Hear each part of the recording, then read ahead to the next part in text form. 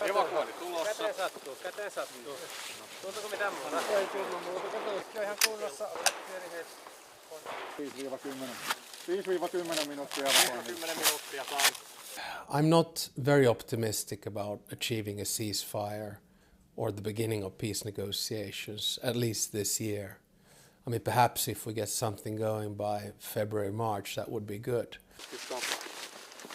Mitäs millaisia siviilikursseja?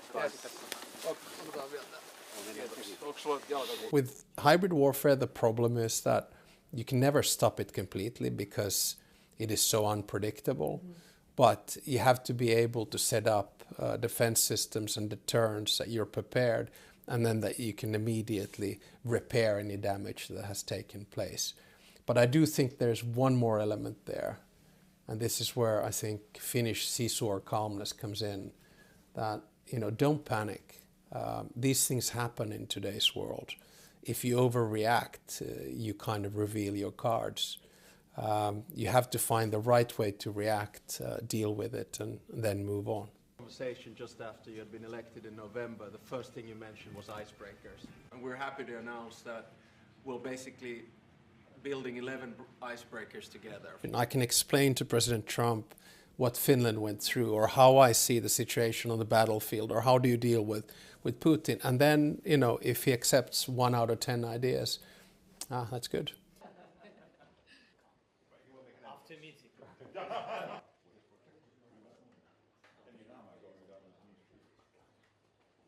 What we basically do is we give messages to the President of the United States. By we, I mean European leaders. And then, of course, we interpret President Trump to President Zelenskyy and vice versa. And I think it's probably best to have one contact point at this time, and that's Trump on the highest political level. But it is clear that the rest of us have then other types of relations which don't feed to the highest echelons of power in the Russian Federation.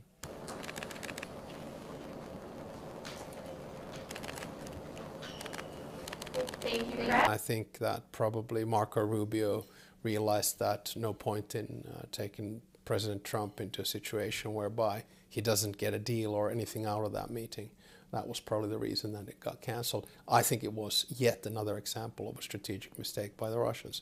They had an opportunity and they blew it.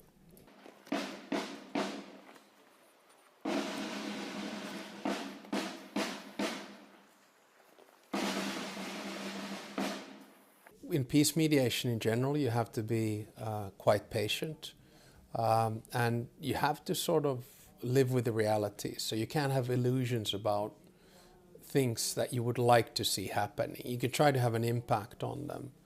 So I've tried personally to focus on things such as, okay, we need security guarantees for Ukraine. How do we build those? We need a ceasefire. How can we get that? Perhaps we begin the ceasefire at a contact line. How do we get there? Been focused on if and when the peace negotiations begin, what are the parameters? So it's a bit of a grind, I guess.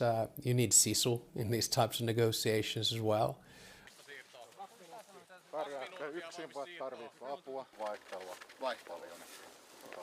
We can say that the line between war and peace has been blurred.